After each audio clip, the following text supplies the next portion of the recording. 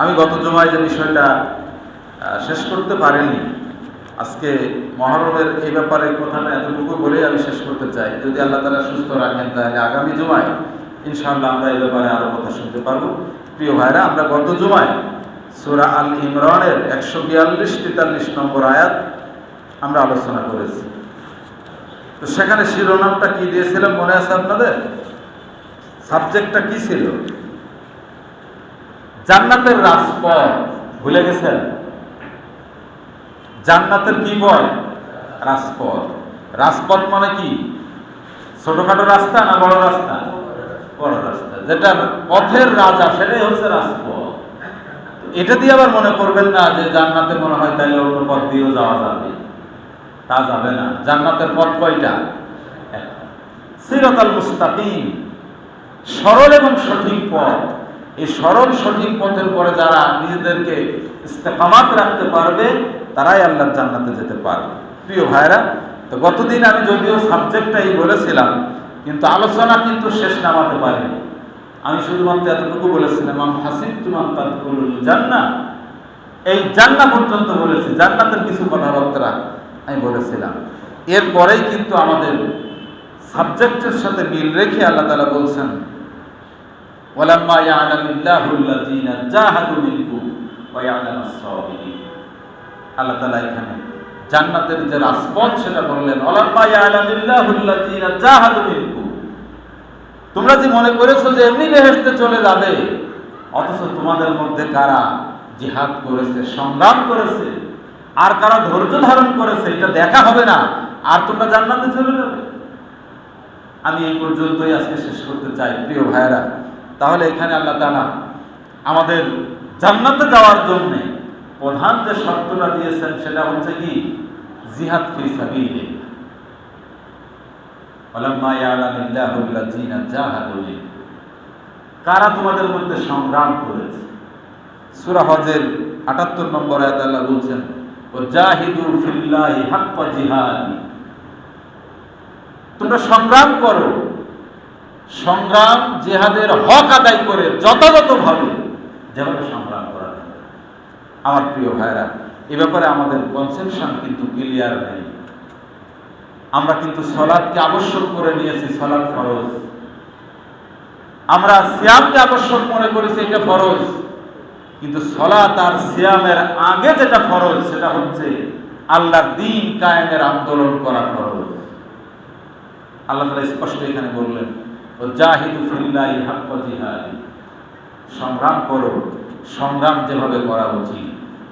সূরা সফের মধ্যে আল্লাহ তাআলা বলছেন, ওয়াল্লাযী আরসালা রাসূলাহু বিল হুদা ওয়া দীনিল হক লিইয়ুযহিরাহু আলাদ দীনি কুল্লিহি ওয়ালাউ কারিহাল মুশরিকুন। আল্লাহ তাআলা নবীর দায়িত্ব সম্পর্কে বলেছেন যে সত্য দিন সহকারে তোমাকে পাঠানো হয়েছে, আর তুমি এই সত্য দিনের বাস্তবতাটা বোঝাবা। সমাজের মানুষের কাছে দাওয়াত পেশ করে তাদেরকে ঐক্যবদ্ধ করে এইটাকে দুনিয়ার প্রতিষ্ঠিত সকল মতবাদের উপরে এর শ্রেষ্ঠত্ব কায়েম করা, এটাই হচ্ছে রাসূলের দায়িত্ব। প্রিয় ভাইরা, নবীর দায়িত্ব যদি হয় দিন কায়েমের দায়িত্ব, তাহলে নবীর উত্তরসূরি উম্মত যারা আমরা, আমাদের দায়িত্ব কি তার থেকে অন্য কিছু হবে নাকি বলেন? এখন তো নবী নাই, পৃথিবীতে আর কোন নবী আসবেন না। কিয়ামত পর্যন্ত একজন নবী, তিনি হচ্ছেন মুহাম্মদুর রাসূলুল্লাহ সাল্লাল্লাহু আলাইহি ওয়াসাল্লাম। এখন বলতে পারেন ঈসা আলাইহিস সালামের আগমন হবে। ঈসা আলাইহিস সালাম নবী হিসেবে পৃথিবীতে এসেছিলেন, আবার আল্লাহ তাআলা তাকে তার জিম্মায় নিয়ে গিয়েছেন। কিয়ামতের আগে ঈসা আলাইহিস সালাম আসবেন দুনিয়াতে, কিন্তু নবী হিসেবে নয়। কিয়ামত পর্যন্ত এই পৃথিবীতে নবুয়ত থাকবে যার, তিনি হচ্ছেন মুহাম্মদুর রাসূলুল্লাহ সাল্লাল্লাহু আলাইহি ওয়াসাল্লাম। প্রিয় ভাইরা, তাহলে নবীর সেই নবুয়তি দায়িত্ব পালন করেছেন তিনি আল্লাহর দ্বীন কায়েমের মাধ্যমে সে দায়িত্ব তিনি পালন করেছেন। আজকে যদি আমরা সেই দায়িত্ব নিজেদের অপশনাল মনে করি, তাহলে কিন্তু আমাদের জন্য সেটা সফলতা বয়ে আনতে। আল্লাহ তাআলা বলছেন সূরা নিসার ৭৬ নম্বর আয়াত, আল্লাযীনা আমানু ইউকাতিলুনা ফি সাবিলিল্লাহ ওয়াল্লাযীনা কাফারু ইউকাতিলুনা ফি সাবিলিত তাগুত ফাকাতিলু আউলিয়া আশ-শাইতান ইন্না কাইদাশ শাইতানি কানা যায়ীফা। আল্লাহ তাআলা ঈমানদারের পরিচয়টা এখানে সংক্ষেপে তুলে দিলেন। আল্লাযীনা আমানু, ঈমানদার হচ্ছে তারা, ইউকাতিলুনা ফি সাবিলিল্লাহ, তারা সংগ্রাম করবে কার রাস্তায়? আল্লাহর রাস্তায় সংগ্রাম করবে। পাশাপাশি আল্লাহ এটাও বললেন আল্লাযীনা কাফারু ইউকাতিলুনা ফি সাবিলিত তাগুত, আর যারা কাফির তারা সংগ্রাম করবে তাগুতের রাস্তায়। খোদাদ্রোহী শক্তিকেই তাগুত বলে। সেটা আমি ব্যক্তি, আমি হতে পারি, আপনি হতে পারেন, সমাজের নেতা নেত্রীরা হতে পারে, রাষ্ট্রশক্তি হতে পারে। যেই খোদাদ্রোহী সেই তাগুত। একেবারে সংক্ষেপে বলে দেন, আল্লাহর দ্বীন যে মানবে না, যে মানতে বাধা দেবে, সে কি হবে? সে তাগুত। আল্লাহ বলেছেন আল্লাযীনা কাফারু ইউকাতিলুনা ফি সাবিলিত তাগুত, যারা কাফের তারা সংগ্রাম করবে তাগুতের রাস্তা। আমার প্রিয় ভাইরা, এখন এখানে খেয়াল করে দেখেন, আমরা যারা ঈমানদার পরিচয় দিই তারা হয়তো আল্লাহর রাস্তায় সংগ্রাম করি না, কিন্তু এই সমাজে যারা কাফিরের ভূমিকায় আছে তারা কিন্তু তাগুতের পথেই আছে। কথা ঠিক কিনা? সামান্য সময়ের জন্য হলেও কিন্তু তাগুত থেকে তারা বিচ্যুত হয় না। তারা তাদের লক্ষ্য উদ্দেশ্য নিয়ে কিন্তু সামনের পানে ছুটে চলেছে। কিন্তু হতভাগ্য হচ্ছে আমরা যারা নিজেদেরকে ঈমানদার পরিচয় দিই, কিন্তু ঈমানদারের ডিউটি আল্লাহ যেটা দিয়েছেন আল্লাহর রাস্তায় সংগ্রাম করতে হবে, আমরা কিন্তু সে কাজ করা থেকে বিরত আছি। আমার প্রিয় ভাইরা, ইসলাম ধর্ম, আমি গতদিন বলেছি এটা কোনো ধর্মের নাম। ইসলাম কি কোনো ধর্মের নাম? গতানুগতিক কোনো ধর্মের নাম না। ইসলাম হচ্ছে একটা জীবন ব্যবস্থার নাম। এই বৈপ্লবিক জীবন ব্যবস্থা এর মালিককে? আল্লাহ সুবহানাহু ওয়া তাআলা। তিনি এই জীবন ব্যবস্থা আমাদের জন্য মনোনীত করেছেন। ইন্নাদ দীনা ইনদাল্লাহিল ইসলাম। আল্লাহ বলছেন নিশ্চয়ই আমি আল্লাহর কাছে মনোনীত জীবন ব্যবস্থার নাম ইসলাম। তো সেই জীবন ব্যবস্থা আমরা যদি আমাদের নিজেদের জীবনে অ্যাপ্লাই করতে না পারি, আমরা যদি আমাদের সমাজটাকে সে অনুযায়ী করতে না পারি, আমাদের দেশকে সেভাবে করতে না পারি, তাহলে আদালতে আখেরাতে আল্লাহর কাছে কি জবাব দেওয়া লাগবে না লাগবে না? প্রিয় ভাইরা, এই জন্য আমি বলেছি যে আমাদের কনসেপশনের সমস্যা, আমাদের আত্মবিশ্বাস নেই যে জিহাদের এই যে শর্ত, আল্লাহর দ্বীন কায়েমের চেষ্টা করা, এটা দেখেন বিশ্বনবীর হাদিস যদি আপনাদেরকে শোনাই, আল্লাহ নবী বলছেন মান মাতা ওয়ালাম ইয়াকযু ওয়ালাম ইউহাদ্দিস বিহি নাফসাহু মাতা আলা শুবাতিন মিন নিফাক। বিশ্বনবী বলছেন মান মাতা, যদি কোনো ব্যক্তি ইন্তেকাল করে, ওয়ালাম ইয়াকযু, কিন্তু সে জিহাদ করেনি। কে বলছেন?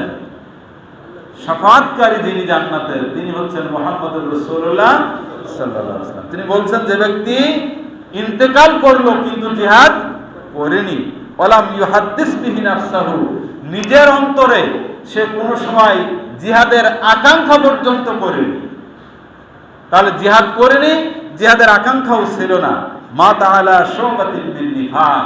বিশ্বনবী বলছেন তার মৃত্যুটা হবে মুনাফিকের মৃত্যু। কিসের মৃত্যু? ইন্নাল মুনাফিকিনা ফি দারকিল আসফালি মিনান নার। আল্লাহর স্পষ্ট ঘোষণা, দোজখের সবচেয়ে নিকৃষ্টতম স্থানে আবাসস্থল হবে কাদের? মুনাফিক। কারণ মুনাফিক কিন্তু কাফেরের চেয়েও ভয়াবহ। একজন কাফের আপনার আমার পাশে কিন্তু চান্স পাবে না। কাফের বলে স্বীকৃত যারা, তার থেকে আপনি আমি নিজেকে পরহেজ করবো যেন ও তো কাফের, ওর সাথে আমার সম্পর্ক থাকতে পারে না, ও তো আমার প্রকাশ্য শত্রু। কিন্তু মুনাফিক আপনার পাশে দাঁড়িয়েই কিন্তু সালাত আদায় করে। আল্লাহর নবীর ইমামতিতে সালাত আদায় করেছে, বিশ্ব নবীর পিছনে যেমন সালাত আদায় করেছে, তার সাথে হুকুম হাকাম অন্যগুলো পালন করেছে। শুধুমাত্র জিহাদের ময়দানে অংশগ্রহণ না করার কারণে নবীর সাহাবী পরিচয় দেওয়ার পরেও মুনাফিকদের নেতা হিসেবে পরিচিতি লাভ করেছে। কথা ঠিক কিনা বলে? নাম কি?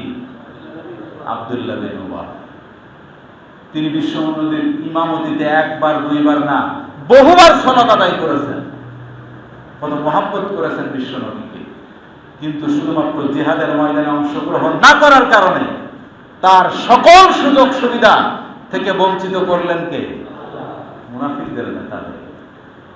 আমার প্রিয় ভাইরা, তাহলে আল্লাহর নবীর সাহাবী আল্লাহর নবীর পিছনে সালাত আদায় করার পরেও যদি তার জীবনের এই পরিণতি হতে পারে, তাহলে আপনার আমার কি অবস্থা একটু ভেবে দেখেন তো ভাই, আমরা কোথায় আছি? এজন্যে আল্লাহর দিন কায়েমের জন্য চেষ্টা করা, এটা কি নফল? এটা ফরজ। আমার প্রিয় ভাইরা, এই মেসেজটা কিন্তু আজকেই যে প্রথম দিচ্ছি তা কিন্তু নয়। যেদিনই আপনি আসেন না কেন জুমার মসজিদে, আমার এখানে আসেন আর এক জায়গায় যান, যেখানেই যান, আপনি যদি একবারও শুনে থাকেন আল্লাহর দিন কায়েমের চেষ্টা করা ফরজ, আপনার মন আপনার কান যদি একবারও শুনে থাকে, আর আপনি যদি সেটা তামিল না করেন, হুকুম এটা পালন না করেন, আদালতে আখেরাতে কি আপনি আল্লাহর গ্রেফতারি পরোয়ানা এড়াতে পারবেন? প্রিয় ভাইরা, এজন্যে আল্লাহ তাআলা আমাদেরকে যে দায়িত্ব দিয়েছেন, সে দায়িত্ব পালনের জন্য আমাদেরকে চেষ্টা করতে